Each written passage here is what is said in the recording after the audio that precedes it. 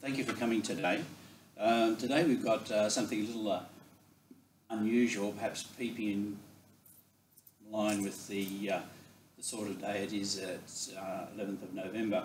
It reflects on warfare and some of the impacts, psychological and a more philosophical sort of view of warfare. So we've got today Christopher Matthews. He's a leading researcher in the study of ancient warfare, and he's highly regarded nationally and internationally. He's the author of several books, and he's appeared in a number of TV documentaries as well. He's quite an accomplished presenter, and he's a lecturer in ancient history at the Australian Catholic University in Sydney, where he teaches units on Greek city-states, Roman Republic, Pompeii, and others. So without further ado, I'll pass over to Christopher. Thank you.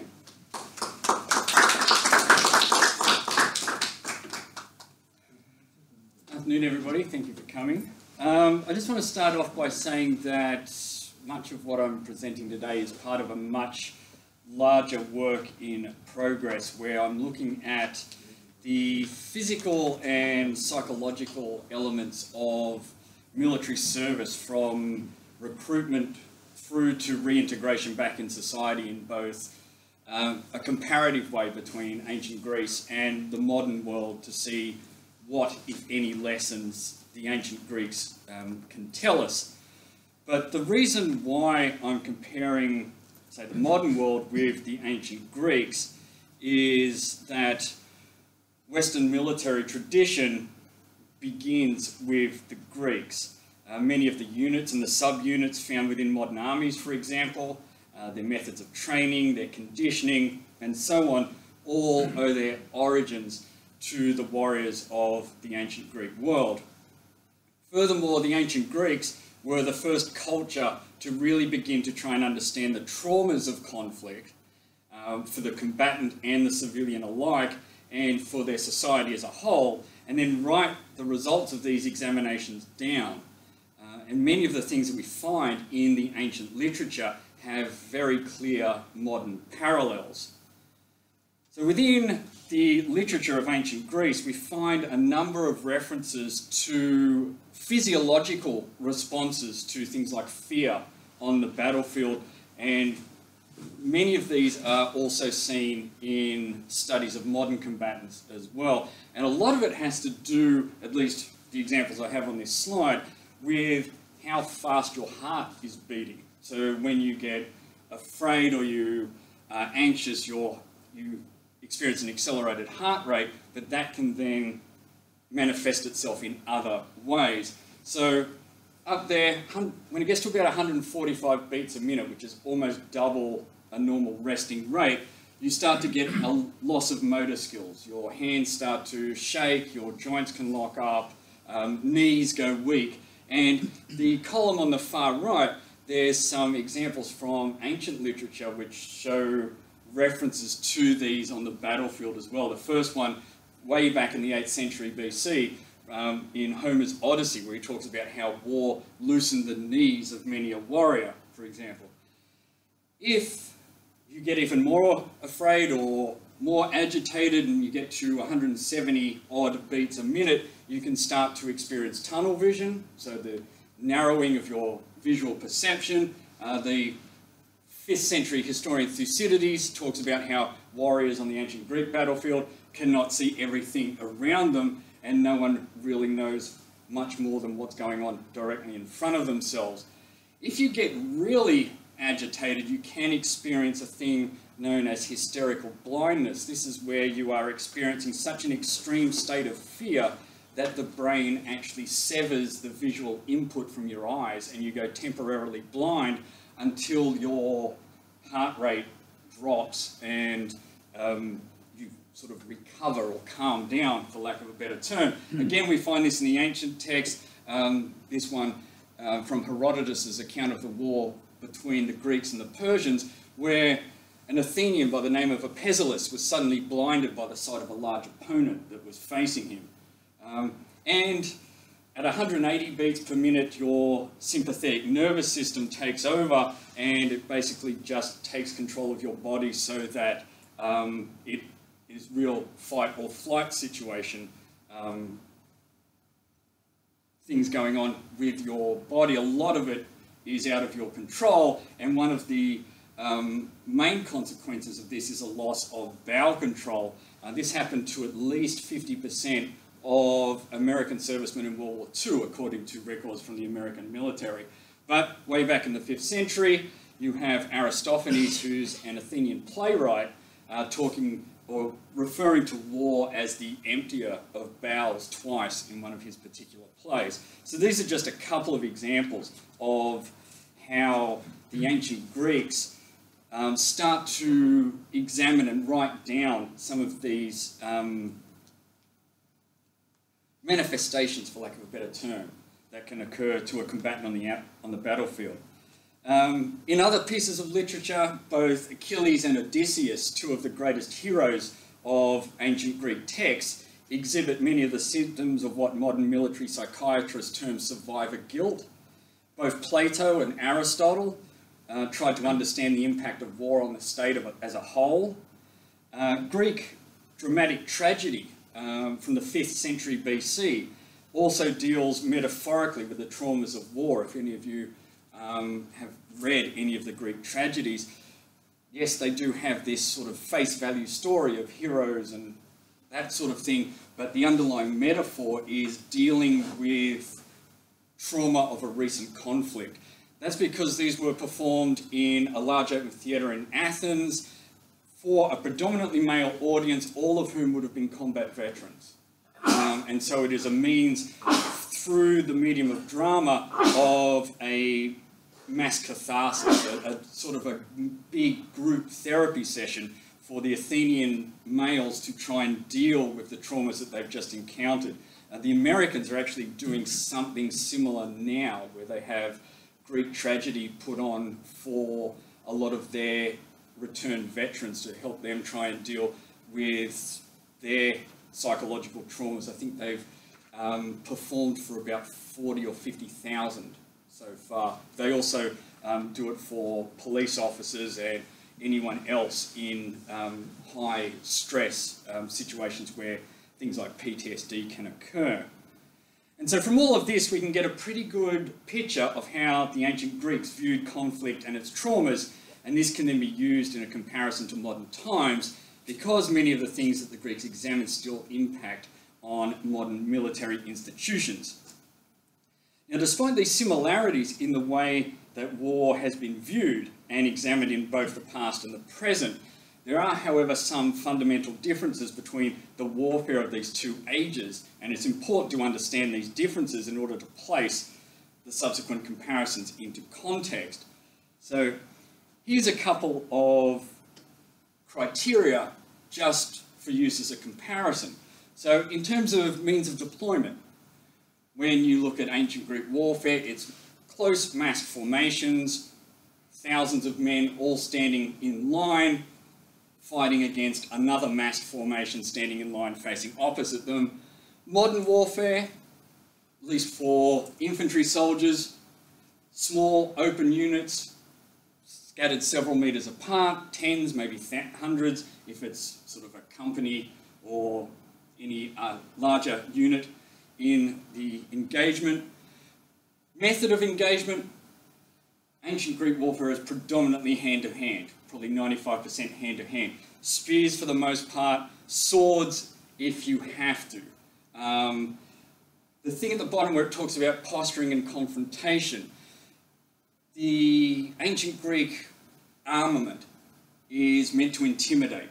So you have these large helmets with horsehead crests on them to make the opponent look taller. You have armour that in some cases has stylized muscles on them to make you look more imposing to an opponent, and you have shields with designs on them that are meant to frighten the opposition. From that, the two sides then clash. Similar in the modern world, but also different. So the method of engagement is predominantly projectiles, so regardless of what it is. bullets, grenades at a slightly shorter distance or at a longer range, artillery, airstrikes, that sort of thing. You can still posture by deploying in a certain way to try and get the opponent to move to less favourable ground, for example. But then, once it comes down to fighting, it's not so much two lots of forces like in the ancient world just smashing head-on into each other. It's much more, as the Americans call it, a predation style of warfare where individuals move around the battlefield looking for an opponent to encounter. Distance of engagement, less than 2 meters for the ancient Greek warrior, just because of the nature of their weaponry. And for the modern warrior, unless it's hand-to-hand as well, anywhere from 5 meters up to 30-odd kilometers, depending upon if you're talking about airstrikes and so on and so forth, and even longer distances in this day and age of drones, where you can have a guy sitting in Colorado attacking someone in Afghanistan. So very much a removed style of fighting compared to the ancient Greeks. So the nature of the contact, very intimate, very personal, because of the closeness of the ancient Greek style of warfare. You can see the person in front of you. You can see if he's got fear in his eyes, if he's trembling, if, as Aristophanes says, he's soiled himself out of fear as he faces you, that sort of thing. You will be hearing all of the sounds and the commotions of the combat. You will feel the impacts of your weapon as it hits your opponent. A bit more distant in this day and age, unless it is hand-to-hand, as I said. So even if it's at 5 meters, but using a rifle or a handgun, there's not the intimate contact. Non-aggressive posturing. Now what this is, to use an example from the American Civil War, following the Battle of Gettysburg, they found a number of rifles that had up to 13 bullets rammed up the barrel. They just hadn't been fired. One of the ideas was that it was someone, whether it was because of religion or what have you, didn't actually want to commit to firing at someone on the other side. So he would go through the motions, he would load his rifle, and in that day and age it's this massed presentation of muskets. Everyone fires except for, say, this guy, but there's all the smoke and there's the report of the muskets going off, and he just keeps going through the motions. So you can do that in sort of the musket era. You can just sort of do it in the ancient Greek world. You can sort of try and get your opponent to submit or back down, but it is difficult. Once the two sides come together, you really have no choice but to engage in this very intimate style of fighting. In the more modern world, it is also possible, and a lot of people and a lot of modern military institutions actually use this strategically as well, in things like suppressing fire, where you don't actually fire at a target, but you fire within, say, a metre of it just to keep them pinned. So you can do that, but again, for the encounter to have some sort of outcome, there has to be an engagement. Then you get to the casualties, horrific for the ancient Greek world. In the Iliad, written by Homer, 93% of all the injuries that he details are fatal.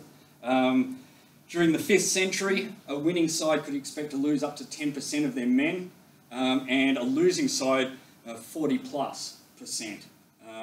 That's on average. You compare that to, say, the Americans or the Allies on D-Day, where they had a 39% casualty rate, 22% in Korea, and then down to the War on Terror, where we're getting less than 10% of people deployed in the field being killed or injured. Despite this, in 1980, the US Army determined that modern combat was 400 to 700 times more lethal and intense than it had been in World War II.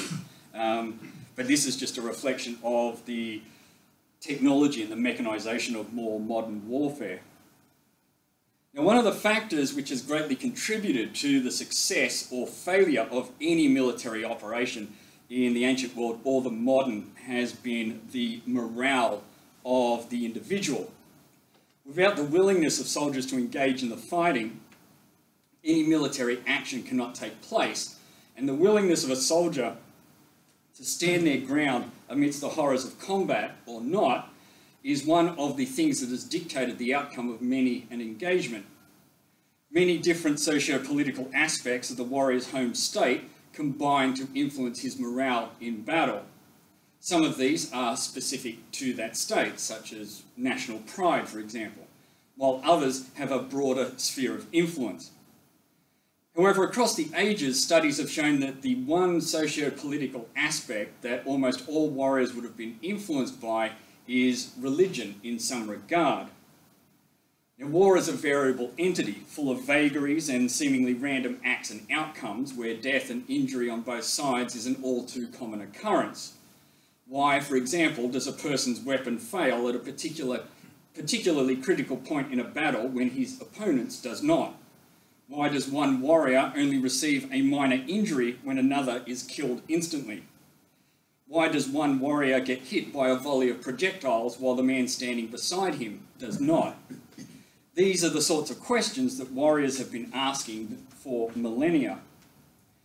Any number of reasons could inspire the men of a state to go off to war. A sense of duty to the state, the defence of one's homeland against an invader, religious or political fervour, the inspiration of strong leadership, a quest for vengeance, blatant aggression, the level of professionalism of the warrior, and the list goes on. However, once deployed on the field of battle, forces are called into play and occasionally questioned, which are arguably far stronger than those that had initially led men to march out to battle in the first place. And it is these forces which dictate how the soldier will perform on the battlefield and, in essence, address some of the questions that I just outlined. And when you consider the nature of warfare in ancient Greece, what was it that motivated warriors to stand and fight amongst such terrors? For the ancient Greeks, to suggest that this was the case just because it was a violent time in human history seems overly simplistic and naive. Much like for the modern soldier, standing one's ground in ancient Greek warfare would have come down to things like training, conditioning, and tradition. The historian Herodotus, for example, tells us that the Spartans had a law which prohibited them from retreating from battle and gave the Spartan warrior only two choices, and that was victory or death. Ancient Athens had similar regulations for its recruits. And these social aspects of warfare in ancient Greece, while still essential to understanding the combat of the time, are more about the culture of the city-state itself, and about the style of warfare, rather than an indication of what drove the individual warrior to maintain his position in line. For the individual, there must have been an additional psychological element which prompted him to stand amongst and contribute to such ferocious carnage where the chance of survival was seemingly random. Religion, as a general concept across the ancient Greek world, would have had a big part to play in this. However, one factor that was both religious and psychological in nature that would have had a direct impact on the warrior's bearing and mindset on both the modern and ancient field of battle would have been a belief in the fates, or the concept of fate or predestination. Now, for the ancient Greeks, although they weren't major deities like Zeus or Ares or Athena, the fates, or Moirai, still held a dominant place within Greek religion and had a particular impact on the nature of their war. Their collective name translates as parts or allocated portions, and it was the fates who personified the predetermined destiny of mankind. There were three fates altogether, three sisters. The first one, Clotho, known as the spinner, wove the thread of each person's life at the moment of their birth. Lachesis, or the divider, measured each person's thread of life, and Atropos, the inescapable, cut the thread of a person's life at the time of their death. And so the three fates determined the course of everyone's life from the moment they came into the world to the moment they left it. The fates were the daughters of the god Zeus and were readily associated with death spirits called Keres, and also the Furies who lived in the underworld. The concept that the time and means of a person's death had been predetermined by the gods was, for the Greeks, as old as the works of Homer in the 8th and 9th century BC, if not older. And the gods played their own part in ensuring that what had been predetermined for heroes and warriors on the battlefield came to pass. In a common literary motif, Homer regularly states that death, Thanatos in Greek, and fate stood beside or behind individual warriors on the battlefield and took them when they fell in the fighting. This suggests that the warrior had only died because his allotted time had come. The fates and death were not the only divinities to roam the battlefield to either save warriors or drag them to their doom. In the Iliad, the goddess Hera, speaking on behalf of other gods, states, "We have all descended from Olympus to join in this battle, so that Achilles may suffer no harm amidst the Trojans today, but later he will suffer whatever fate has spun for him with her thread at his birth." Now even Achilles' companion Patroclus, whose death in the Iliad is the cause of so much calamity throughout the remainder of the text, is killed through the actions of fate and the god Apollo, and because the gods will it to happen at a certain time. At one stage in the epic, the Greek army had pushed forward and they were scaling the very walls of the city of Troy, and Patroclus was almost the man who captured the city. However, as this was not his predetermined fate, the god Apollo kept pushing him back down. Eventually, seemingly getting sick of Patroclus climbing the ladders all the time, Apollo declared, "Back, Patroclus, it is not the fate of the Trojans that their proud city be sacked by your spear, or even by that of Achilles, a man far greater than you." On the other side, Hector, the Trojan prince, knew that the outcome of his eventual fight with Achilles would be decided by the gods. The Greek king Agamemnon even blamed Zeus, fate, and the Furies for his quarrel with Achilles. This happens at the very start of the book, and this suggests that all of the events that result from this quarrel, the attacks and counterattacks on both sides, the deaths of so many on both sides, and the eventual meeting between the hero Achilles and the Trojan king Priam, were all part of a divine grand plan. As such, for the ancient Greeks, all of the seemingly random events of the battlefield, such as when a warrior might die, were in some way seen as the result of divine intervention. The survival of a warrior on the battlefield was also seen as part of a divine plan. In his poem The Thebaid, the ancient writer Statius outlines how a single survivor of a campaign believed that the commands of the gods snatched destruction away from me, and Atropos, whose pleasure knows no denial, and the fate that long since shut against me this door of death. The failure of a piece of equipment like a sword, or the failure to land a killing blow on an enemy, which could then lead to an opposing warrior living to fight another day, was also seen to have been caused by divine intervention. Such passages clearly demonstrate how it was believed by the ancient Greeks that whether a warrior was victorious, wounded, slain, or saved in battle had been determined years earlier, at the time of their birth, and that the gods would see to it that circumstances aligned to the point of divine intervention so that harm would only befall the warrior when the predetermined time was reached.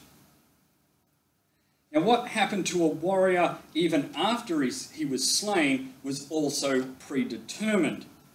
The savage mutilation of the corpse of the Trojan prince Hector by Achilles, who drags it behind his chariot and then leaves it for dogs to eat, had been dictated by the fates at the moment Hector was born. A passage from the Iliad where the Trojan queen Hecuba says, "Let us now lament, far from him we mourn," that is Hector. "In this way did restless fate spin with her thread at his birth, that he should feed fleet-footed dogs far from his parents." Yet even though a warrior was destined to die in a certain conflict, the exact time of his demise was far from certain. Zeus, the main god of the Greek pantheon and guarantor of cosmic order, and this included ensuring that what the fates had determined came to pass, contemplated what time he was going to allow Hector to kill Achilles' comrade Patroclus. Similarly, when Hector and Achilles finally clashed, the gods debated whether they should let Achilles kill Hector then or at a later time. The goddess Athena, who was favouring the Greek cause, argued that Hector had been fated to be killed by Achilles for a long time and that it should therefore happen immediately. Zeus, in his role as cosmic guarantor, agreed. Yet even as the fight continued, Zeus pulled out a set of scales, with Hector on one side and Achilles on the other, to see who would kill whom first. This suggests that the outcome of the fight between Achilles and Hector, despite Zeus's agreement with Athena, was still literally in the balance. And so fate seems to have been something of a transient concept for the ancient Greeks, with the exact time of the fulfillment of what had been predestined by the fates determined by the gods, and Zeus in particular. Apollo's turning back of Patroclus from the walls of Troy on a number of occasions additionally shows that, in the Greek mindset, mortals still possessed a certain level of free agency in their daily lives to do basically what they want, so long as their actions did not jeopardize the predestined course of events that had been set out for them. It was at these moments that the gods intervened to make sure that each person's correct path was followed. This again seems to have been how the ancient Greeks explained and accepted the seeming randomness of the battlefield, and how they explained why some ventures, military, domestic, political, commercial, or anything else, succeeded while others, despite their best efforts, resulted in failure. In a military context, the predestination of a time of death was not confined to warriors on the field of battle in the ancient Greek mindset either. The fall of entire cities was also said to have been predetermined by the fates. The city of Troy itself, for example, is said to have had the time of its destruction dictated at the time of its birth or its founding. Statius also outlines how the city of Thebes had the thread of its life cut by death at the moment of its destruction in 335. And this severing of the thread of life for a city is the same as when the predetermined course of a person's life reached its end. The Greek belief that the fates and the other gods played a dominant role in the course of a person's life did not end with the advent of the classical age long after Homer composed the Iliad, and many writers of the time detailed the intervention of the divine in military affairs. The historian Herodotus, for example, outlines how the fall of the city of Sardis had been predetermined by the fates, bearing many similarities to accounts of how the city of Troy had been fated to be destroyed by the Greeks. Herodotus also outlines how the people of the island of Naxos were not fated to be destroyed by an attacking force led by the city of Miletus, and how because of this predetermined course of events, an entirely different train of incidents take place to influence the course of Greek history. Xenophon, who was a mercenary commander in the early 4th century BC, outlines how it was believed that almost everything was part of the machinations of the gods, and that these interventions could in part be discerned via things like oracles and divination. During his command of 10,000 Greek mercenaries in Persia, Xenophon himself describes how he arose, arrayed for war in his finest attire, for he thought that if the gods should grant victory, then the finest dress was suited to victory, and if it should be his fate to die, it was proper, he thought, that in this attire he should meet his death. Now, even the decision to go to war or not, it seems, was directed by the Fates. Xenophon also outlines how fate directed the Spartan political assembly along a certain path towards conflict with the city of Thebes. This was a course of action which led ultimately to their defeat at the Battle of Leuctra in 371. A sense of fate, predestination and or divine influence over events, not just on the battlefield but everywhere else as well, is also found in many of the plays, both tragic and comic, of the classical period. Further evidence for a strong belief in the role of the Fates comes from the references to the cults of these divinities. The Roman-era writer Pausanias details the presence of at least 7 different shrines and temple complexes dedicated to the Fates on mainland Greece, including at major centres like Delphi and Olympia, and in major military states like Sparta, Thebes and Corinth.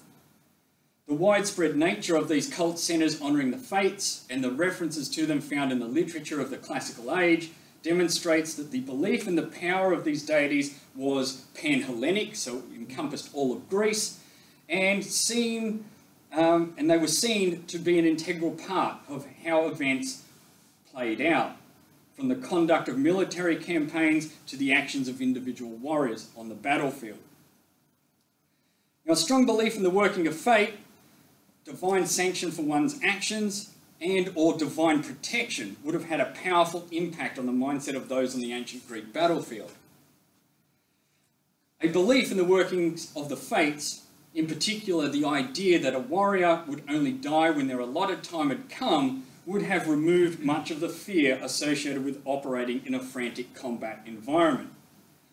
Modern studies on the effects of fear on the combat soldier show that those who view the chaotic nature of the battlefield with a sense of a divine plan are able to perform, at least for a limited time, more actively and potentially more effectively.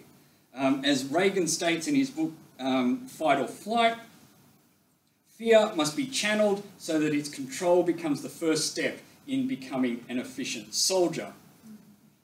The 19th century French military soldier theorist Ardan Dupic outlined the origins of such action on the battlefield by stating that absolute bravery, which does not refuse battle even on unequal terms, trusting only to God or destiny, is not natural in man. It is the result of moral culture. For both the ancient Greek warrior and the modern soldier, the greatest purveyor of this moral culture would have been the principles of the individual and the state to which he belonged, including, for the ancient Greeks and some modern soldiers, a strong belief in the concept of predestination. The US Army Field Manual on Combat Stress outlines how faith and or a sense of fatalism can impact the mindset of a warrior when it states, "Many soldiers and civilians do find that danger, and especially the unpredictable danger of modern war, stimulates a new or stronger need for faith in God. In some cultures and religions, acceptance of God's will, fatalism, faith in the afterlife, or a reward for dying in a holy cause may also contribute to exceptional bravery and a disregard for death."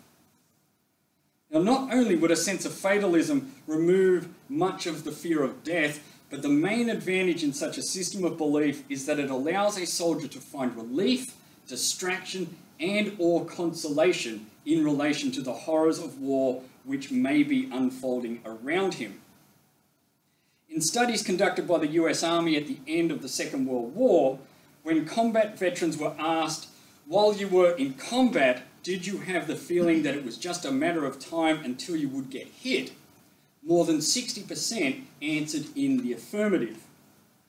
These responses demonstrate that many combat veterans believe that, regardless of what they did, eventually circumstances would align in such a way that they would be wounded or killed. While potentially without the religious connotations, this finds close parallels to ancient Greek references to the nature of combat, where the decision about whether a soldier lived or died was solely in the hands of the gods. Now, religious belief, in the modern sense, we have the saying, "There's no atheists in foxholes." superstition, such as carrying a lucky charm like a rabbit's foot or other talisman, or a sense of fatalism, the other common military maxim that somewhere out there is a bullet with your name on it, played a strong part in helping US combat troops cope with the battlefields of the Second World War. When enlisted men were asked what motivated them to continue to fight when the going got tough, prayer was the largest response. 70% in the research conducted in the Pacific Theatre of Operations and 83% in the Mediterranean Theatre, well above the idea of not wanting to let one's comrades down, which was 61% and 56% respectively.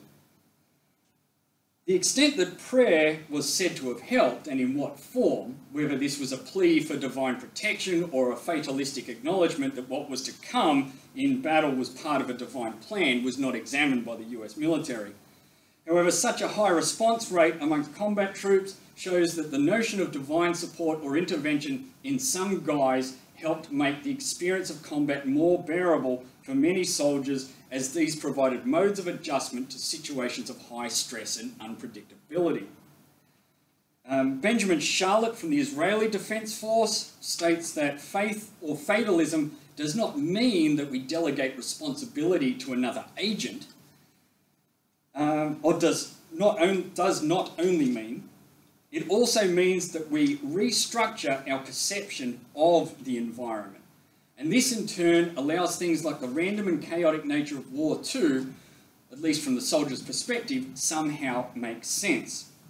This would be as true for the ancient Greek warrior as it would be for the modern soldier. Now, of these modes of adjustment to a stressful environment like combat, faith and superstition employ what are termed supra-rational techniques to create confidence in the believer and to possibly alter the course of events, or at least a belief that the divine is changing events in one's favour. Fatalism, conversely, accepts that what is to come has all been predetermined by a higher authority in a course that cannot be altered, and consequently worrying about potential outcomes like injury or death is pointless. Thus, any perceived threat from the unpredictable nature of the combat environment is removed, as the outcome is seen as inevitable rather than just random. The ancient Greek belief in the workings of the fates would have had a similar result for the ancient Greeks. If the Greek warrior believed that he would only die when the thread of his life reached its end, as determined by the gods, his belief would have alleviated much of the concern he may have had about what was going on around him on the battlefield, as he would have seen no randomness in the chaos of war, but rather the fulfillment of a divine construction. For the polytheistic Greeks, the loss of divine favour by one god did not mean that all of the gods had abandoned them. On the contrary, different gods could be seen as fighting on both sides of a conflict. This occurs in the Iliad, for example. In the more monotheistic modern world, on the other hand, belief in the sanction of one's actions by a higher power can result in the feeling that this divine spirit has abandoned one's cause in the event of a defeat. Furthermore, in the monotheistic modern world, many soldiers have had trouble reconciling which side God was on. In the case of American troops fighting the Germans in World War II, both sides held to Judeo-Christian values and both believed that God was on their side. The biblical book of Romans adds to this contention by stating that if God is for us, who can be against us? And we see this sort of belief in the belt buckles worn by the Wehrmacht in World War II, which were emblazoned with the inscription Gott mit uns, or God is with us. This then raises the question in the minds of many soldiers that if both sides believe God is favouring them and God cannot support both sides in a conflict, which side is God actually on? This can result, depending upon how the answer to this question is perceived, in a sense of divine abandonment for one's cause. The ancient Greeks, however, would have experienced no such sense of divine abandonment, as there was always different gods favouring both sides of any encounter or action. And so the very structure of the polytheistic ancient Greek religious system meant that the gods and fate were ever present on both sides of the battlefield, with the gods intervening to ensure compliance with predetermined destinies for all of the combatants involved. Now, this is not to say that fear was removed totally from the battlefields of ancient Greece by a belief in the fates. On the contrary, the examples I had up on the screen earlier from the literature shows that they contain some of the first recorded references to the manifestation of psychological and physiological responses to heightened states of fear. The sophist Gorgias, for example, also states, "Some who have seen terrible things have lost their presence of mind in the present time. As such, fear extinguishes and drives out understanding, and many fall into useless labours and terrible diseases and incurable insanities. Thus sight engraves in the mind images of things seen, and the frightening ones, many of them remain." This reference to frightening memories bears many similarities to the terrors and flashbacks common to modern veterans suffering from post-traumatic stress disorder. We've also, at the start, I spoke about some of the other modern parallels to the ancient literature as well. Such references to the psychological and physiological effects of fear on the ancient Greek battlefield demonstrate that a belief in the fates and divine intervention was not absolute, and that some soldiers' beliefs were stronger or weaker than others, as they were still prone to fear. But it must also be considered that both fear and a belief in the concept of fate are not mutually exclusive of each other. A warrior may accept the notion that they will die only when their allotted time is reached, but may still fear this eventuality and the process, say combat for example, that may bring it about. And so it is little wonder that in militaristic states in ancient Greece like Sparta, you find a temple complex not only to the fates, but also to fear, or phobos in Greek. The presence of a cult of fear in places like Sparta additionally shows that other means to alleviate stress and cope with the traumas of the battlefield were sought beyond just a blind belief in the fates. This also finds parallels in modern times. Combat soldiers have often employed their religious principles in conjunction with the use of talismans and a fatalistic approach to endure the environment of combat in the belief that no possibility of safeguarding oneself should be overlooked. The lack of a dogged belief in fate alone by the Greek soldier, and many modern soldiers for that matter, also explains why in many encounters the morale of one side fails. For the ancient Greeks, a sense that you would only die at the time allotted to you by the gods would have not only removed much of the fear associated with the conditions of close quarters combat, but would also have alleviated much of the trauma that you experience over the loss of fallen comrades. Homer describes how grief for a fallen comrade was short-lived because it was seen as part of the workings of fate and or a divine plan. At the funeral for the Greek hero Patroclus, for example, he says, "A man may have lost one dearer even than this man, Patroclus was, a brother whom the same mother bore, or perhaps a son, yet surely when he has wept and lamented for him, he is then done, for an enduring heart have the fates given to men." In the ancient Greek world, the only people who regularly and openly displayed prolonged periods of grief over loss were women. Greek vase paintings from as early as the Archaic Age regularly feature processions of women in mourning funerary scenes. In such scenes, the women are depicted with their hands raised or they're grasping their hair in an overt display of grief. So you can see, wow, wrong one. Here we go. So that bit there, that's the funerary bier. There's the deceased person's head just there. There's their body. You've got these women here also up on the neck of this pot, and you can see them sort of waving their hands about, doing all this sort of thing in this overt display of grief.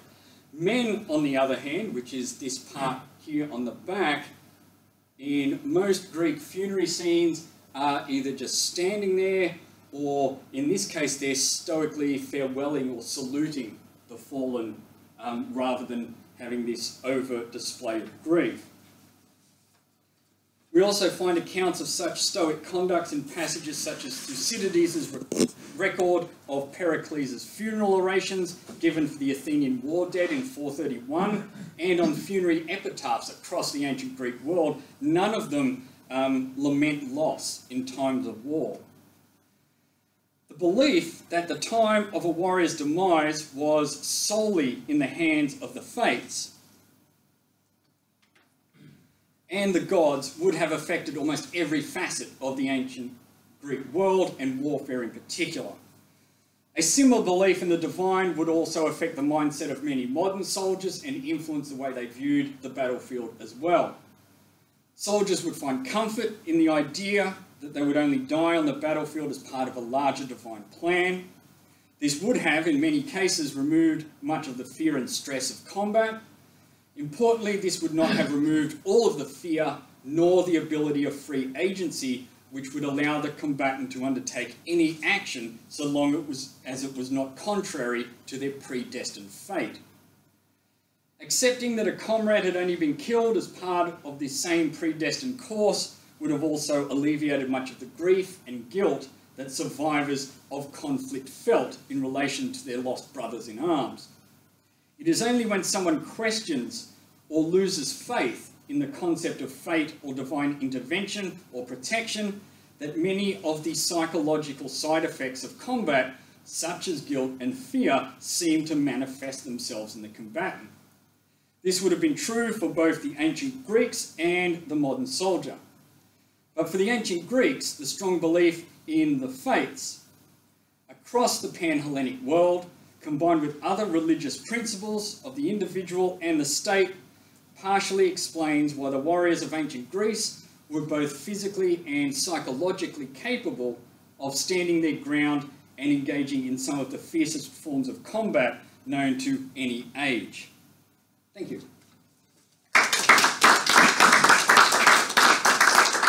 Thank you for that excellent lecture. Now, can we have questions? You quote American figures as to how religious they were. Yeah. How would you apply that to Australian troops? I'm trying to get the stats out. I mean, it will depend on what time period you're looking at. So I was thinking about the First World War, and Gamage says, for example, in his book, The Broken Years, that Australian troops would be religious. Yeah. Yeah, if they're... I mean, the other thing with the Australian troops, and you see this in a lot of conflicts as well, is we have this huge sense of sort of, for lack of a better term, larrikinism. And I think what I'm expecting when I do get the data out of Department of Defence is, if you remember back to the slide where I had the prayer was above the not wanting to let your mates down, I think it's going to be reversed for the Australians, particularly for places like Kokoda and things like that. So mateship's a religion. Yeah, mateship basically is the Australian religion, I think, for the Australian military. Yes? Use the word deployment for small groups or larger groups. These days, with these multinational headquarters, deployments are quite often just one person. Yes. The other thing that amuses me is I wonder whether our soldiers today are stacking on a bit of weight before they go to war, just in case. Reverse to the jockey for the Melbourne Cup, didn't have anything to eat for 2 days. Yeah, well, having first-hand experience of army rations, I can understand why, yeah, you would want to pack it on before you go. But, yeah, I mean, with, say, a single-person deployment, that would have to have a huge psychological impact, at least until you got fully, like if you were, say, the only Australian assigned to a multinational group somewhere advising somebody. That would be very isolating until you integrated yourself with everyone else. And the stress on top of that is you are almost forced to do that, whether you want to or not, firstly for the professionalism and to get the job done, but also if you start thinking that I need to be able to interact with these people just for my own sanity, then it has this whole circular argument which then starts compounding on itself, that you've got the stress that I have to integrate so I don't get stressed. And it just goes around from there.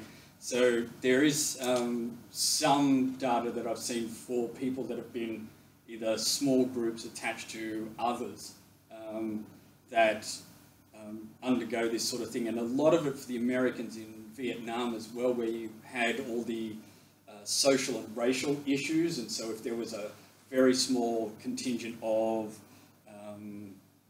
say, blacks in a predominantly white company, their sense of isolation was very, very strong on it as well. So all of that sort of thing can have a play.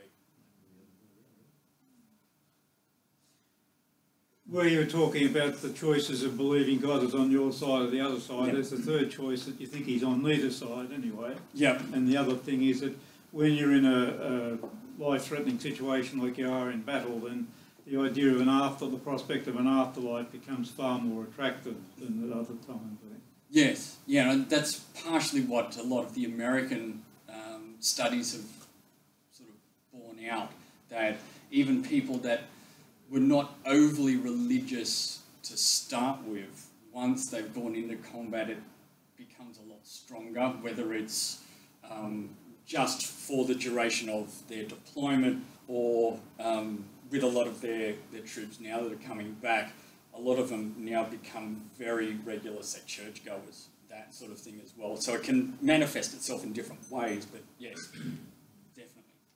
Just, I'm curious, there was no mention of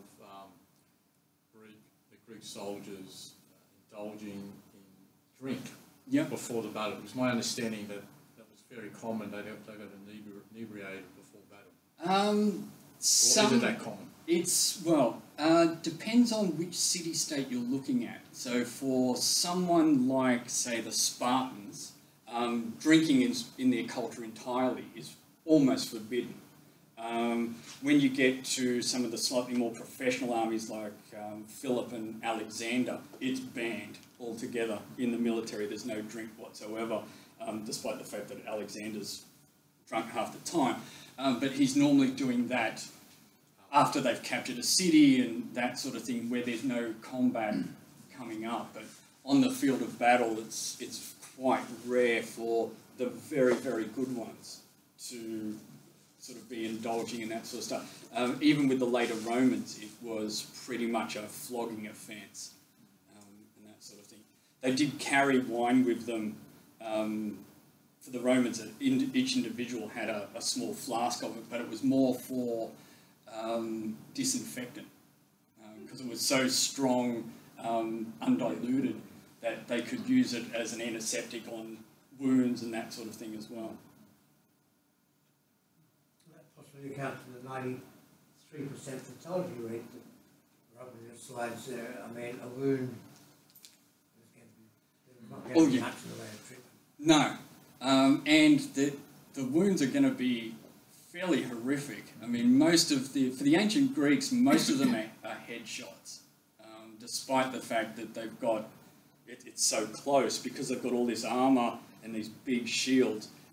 Predominantly it's from the shoulders up that they get hit. So you do occasionally get references to sort of stomach wounds and that sort of thing. Usually that happens when one side sort of breaks and runs, and the whole sort of battlefield just devolves into chaos. But for most of the stand-up face-to-face confrontation, it's all usually the left side of their head, because they sort of stand slightly side on to fight, so it's all hitting them here. I was over in Greece back in 2008 at one of the museums that had a lot of the original helmets that had been dedicated at the time there. And I remember one poor guy had something like 13 spear hits in the side of his helmet. Yeah, some of them were only very, very small, so the tip of the spear had only just penetrated the bronze. But he had this one big one right here, which was probably the kill shot that took him out. But yeah, this guy had just been peppered for quite some time. I wouldn't have liked to have been doing it at all. The term Spartan, of course, has come down through the ages now. Yeah. What are your views on Spartan, Athenians, best soldiers, Spartan by far, or? In terms of the classical Greek world, yeah, the Spartans, just because they are fundamentally professional. All the other Greek city-states have part-time citizen militia, so they're not as well trained, where Spartans get trained from the age of 6 to fight. And they go through this horrendous training period where from the age of 6 for the next 13 years, and then they're allowed to actually join the military after that. One of the ancient writers actually says that somewhat jokingly, that one of the reasons why the Spartans are such good soldiers is they use combat as a way of getting away from the horrors of being back in Sparta. So they actually think that combat's more friendly to them than being at home is. So, in terms of command structure, fighting ability and everything, there was nothing like them. And ultimately, the Spartans just were overcome by greater numbers, Thermopylae, whatever. Thermopylae, they were sort of outdone by greater numbers. And in terms of the state as a whole, they literally just bred themselves out. Because to be part of, to be a Spartan, you had to have a mother and father who were Spartan. But if Sparta's going off on all of these campaigns and all of their men are dying, there's less and less sort of children being born, and eventually, by the time sort of the Romans come along, it's almost like a theme park. There's about 1,000 of them left, and all the Romans go there as tourists to see how the Spartans live and that sort of thing. But their glory days had well and truly come and gone by then. Just like a follow-up.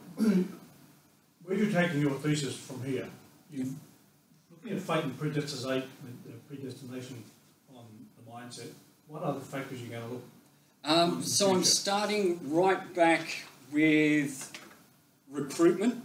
So how, say, the Athenian militia are recruited, comparing that to, say, a national levy, say, during World War II or the Nashos during Vietnam.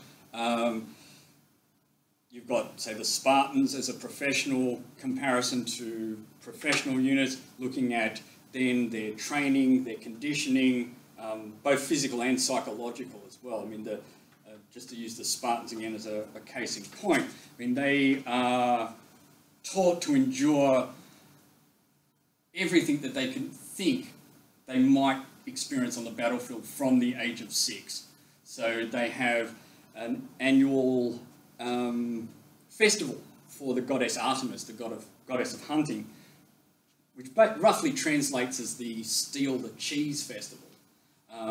And what they did is they stuck all this cheese on the altar of the Temple of Artemis, and the youngest kids that were undergoing training had to try and get it, while the next age group up tried to stop them with clubs and whips. And it was basically to foster scavenging, combative mindsets, all that sort of stuff. There's quite a number of annual festivals where teams of youths fight each other for a ball or something like that with no rules, and deaths are regularly recorded. They're taught to steal as a means of learning how to forage. They go without shoes from birth to harden up their feet. They're only given one piece of clothing, which they wear all year round. It is very, very harsh. One of their last training exercises at the age of 19, they have a subservient labour class in Sparta, and the top sort of 300 boys, about 19, are given one knife, and they're told to go out and sort of hide on the sides of the roads, and then find the biggest one of these sort of slave class people they can and then kill them. This is partially to see if they have what it takes to stand in the front line of the Spartan phalanx and that sort of thing. But as an interesting parallel, my father back in the early 60s did some training with the British 22nd SAS, and he was over in England, and he and 3 other guys were stuck in a helicopter and taken out to the middle of Wales in the middle of the night and dropped off with just a knife, and they said, see you back at Hereford. They didn't have to go around killing slave class people, but it's more or less the modern equivalent. A lot of the special ops training that we see today is heavily modelled on Spartan youth training and that sort of thing. Yeah.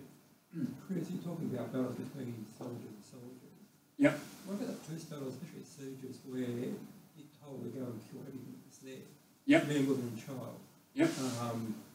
Stop anything, especially the Romans. What had an effect on, say, the ancient warriors, whereas in modern warriors they're told no war crimes, and it's only military targets. Yeah. So is the first one a safety valve as far as psychological, and the second one could lead to trauma as well? Yeah. Yeah, I mean, one of the things that, sort of to use sieges as an example, with, say, ancient Athens, they send troops in, they sack a city, and they kill all the men, they sell all the women and children into slavery or whatever. And then you compare that to something, say, My Lai in Vietnam, something like that. All the people back in Athens are all part of the military machine. So all the men are either combat veterans, they're either on garrison duty, or they're waiting to get called up. All the women are making the armour, they're painting the armour, they're making weapons, that sort of stuff. So for them, it's all part of what happens.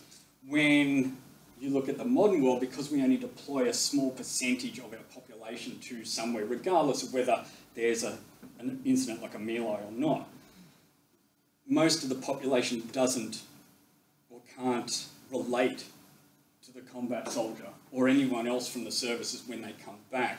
That's where a lot of the trouble comes from. And this is going back to the question earlier about where the thesis is going. The other end of from the recruitment one is the reintegration part. So you have in ancient Greece absolutely no trouble coming back from combat regardless of what you've done, unless it's something seen as abhorrent. Reintegrating back in society because everyone accepts what you've done and half of them have been there already. Whereas here, in the modern world, a lot of the problems stem from people not actually understanding what the combat soldier's been through. So that sort of answers the question, but it also, yeah, as a relief valve, certainly with the Romans, Caesar seems to do it a lot. He has troops that have been besieging a city for 3 years or something, and they're just fed up. And so he says, okay, take it, do what you want. I mean, Caesar's campaign in Gaul is 10 years and he kills 1 million people over the course of it. We don't get anything like that these days. But even if you see something like that in modern combat as a relief, because the vast majority of the state doesn't relate to what the soldier's going through, it's harder for it to be seen as a release, if that makes sense. Well, thank you very much for that lecture. That was most interesting, and I'd like to thank you on the behalf of the Society, and I hope we'll take this as a token of our esteem. Thank you, everyone. So if you'd like to join us with have a couple of tea and coffee, it'd be great. Thank you.